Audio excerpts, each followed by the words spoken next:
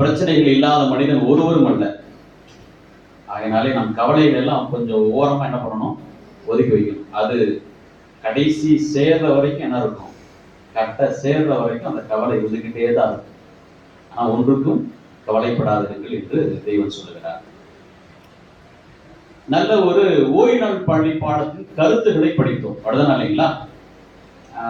அவங்க நான் இந்த வாரத்துல ஓய்வு நாள் பள்ளி பாடத்தை படிக்கவே இல்லை. நான் ஒரு ஓப்பனா சொல்றேன், நான் இந்த வாரத்துக்கு தகுதியானவன் கிடையாது.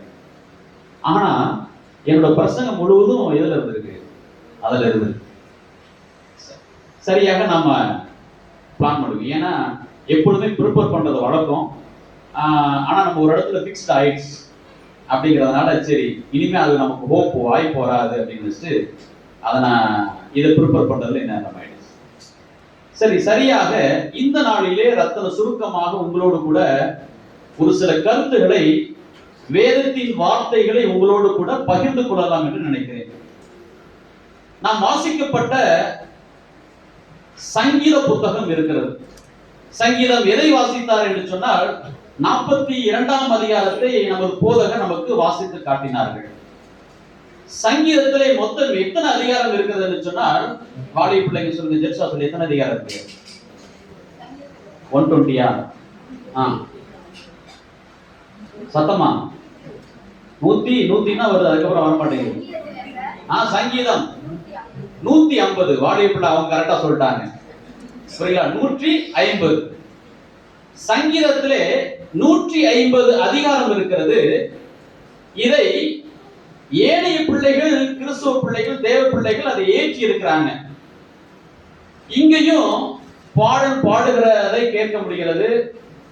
அதை கோர்வையாக இசைக்கிறதை நமது டாக்டர் நமக்கு அதை இசையோடு சேர்த்து கொடுக்கிறார் தான் இல்லைங்களா?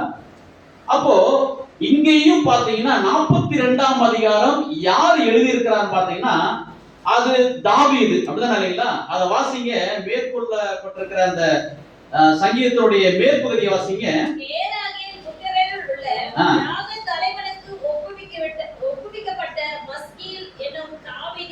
இங்க தாவீது